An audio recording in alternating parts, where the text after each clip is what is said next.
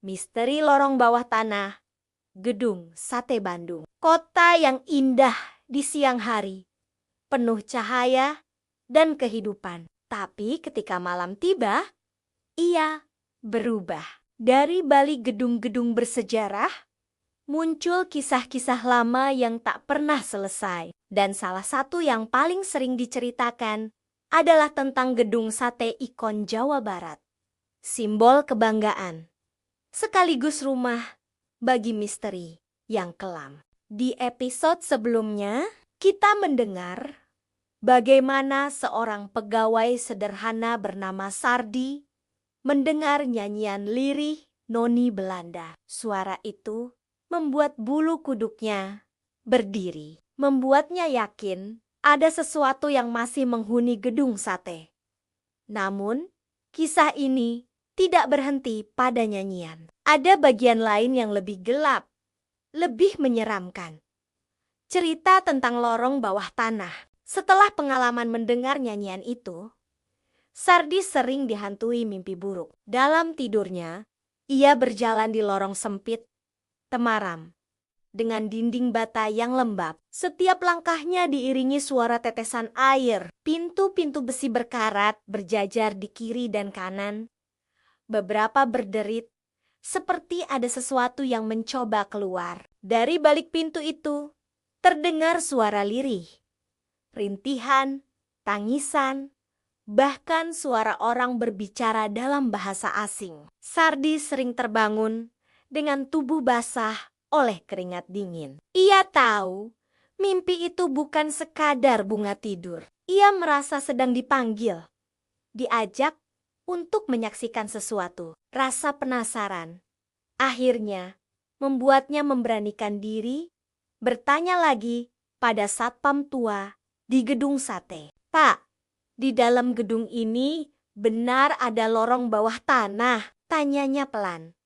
Satpam itu terdiam lama, matanya sayu, seperti menimbang kata-kata. Akhirnya ia mengangguk. "Benar, Nak. Ada lorong-lorong tua di bawah gedung ini. Dibangun sejak zaman Belanda. Fungsinya macam-macam. Ada yang bilang untuk menyimpan arsip, ada yang bilang untuk jalur rahasia jika terjadi perang." Sardi menelan ludah. "Tapi saya sering mimpi, Pak. Ada suara-suara dari balik pintu besi." Satpam itu menatapnya tajam. "Kalau kamu mendengar suara itu, berarti roh-roh lama sedang mencoba bicara." Banyak orang percaya lorong itu menyimpan kisah kelam tentara, pekerja paksa, bahkan tahanan yang tidak pernah kembali.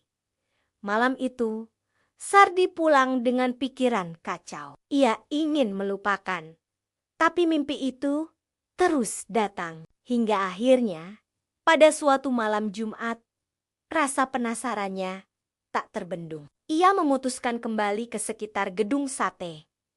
Sendirian, hanya berbekal senter kecil. Udara malam terasa lebih dingin dari biasanya. Jalan di depan gedung sepi, hanya suara jangkrik dari kejauhan. Sardi berdiri di sisi pagar, menatap gedung megah itu. Bayangan tinggi gedung bercampur dengan kabut tipis, membuat suasananya seperti dunia lain. Ia melangkah perlahan, mengitari sisi gedung. Dari salah satu titik, ia melihat pintu kecil besi yang tampak tua dan berkarat.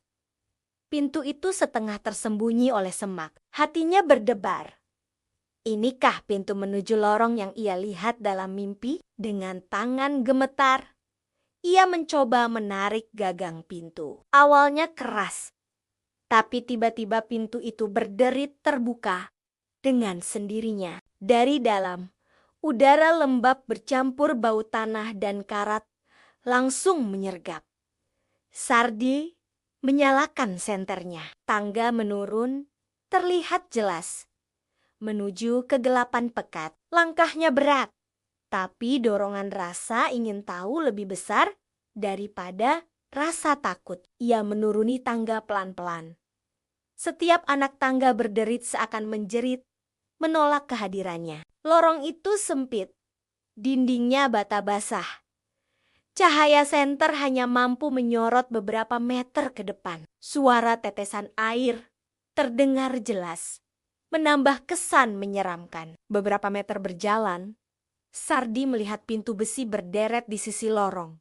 Persis seperti yang ia lihat dalam mimpi. Tangannya gemetar ketika menyinari pintu-pintu itu. Bekas goresan terlihat jelas. Seolah ada seseorang yang dulu mencoba keluar dengan paksa. Tiba-tiba, telinganya menangkap suara samar. Rintihan pelan. Tangisan. Suara perempuan berbisik dalam bahasa asing. Mirip bahasa Belanda. Sardi mundur selangkah. Keringat dingin mengucur. Suara itu makin jelas, seperti datang dari balik pintu. Ia mencoba meyakinkan diri.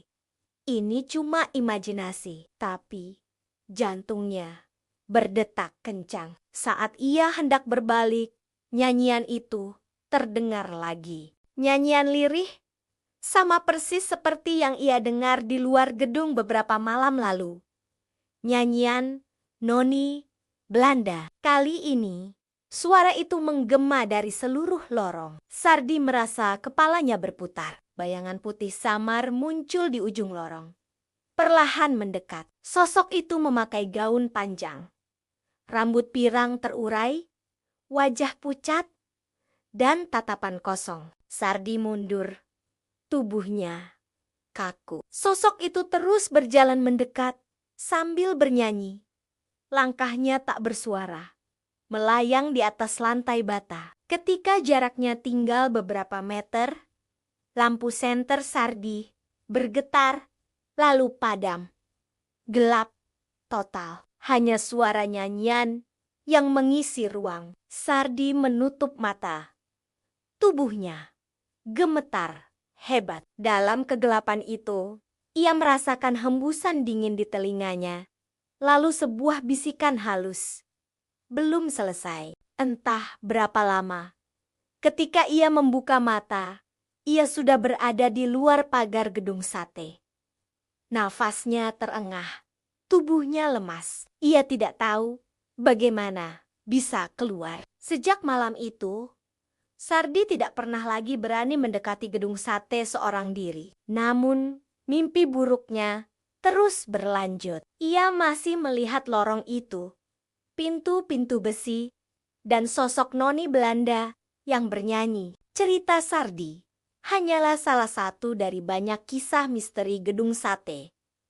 Ada fotografer yang mendapati sosok gaun putih terekam di kameranya. Ada mantan penjaga yang sering mendengar derap sepatu tentara di koridor. Ada kisah tentang ruang arsip bawah tanah yang sering terbuka sendiri, dan suara percakapan berbahasa Belanda yang muncul tanpa wujud. Semua kisah itu saling menguatkan satu sama lain. Gedung sate bukan hanya bangunan bersejarah megah, ia juga rumah bagi bayangan-bayangan masa lalu yang tidak pernah tenang. Bagi sebagian orang, kisah ini sekadar legenda. Namun bagi Sardi, pengalaman itu nyata. Ia menjadi pengingat bahwa sejarah tidak selalu damai. Ada bagian kelam yang tertinggal, menjadi jejak yang tak bisa dihapus. Dan jejak itu muncul kembali, kadang dalam bentuk nyanyian lirih di malam hari, kadang dalam bentuk lorong gelap yang muncul dalam mimpi. Pesan moral, bangunan bersejarah tidak hanya menyimpan keindahan arsitektur, tapi juga menyimpan kisah kelam yang tidak tercatat di buku sejarah. Cerita seperti ini mengingatkan kita untuk selalu menghormati masa lalu. Karena ada hal-hal yang tidak bisa dijelaskan logika, namun tetap nyata dalam kehidupan. Subscribe channel Sanggamara 99 dan bagikan kisah ini ke teman-temanmu.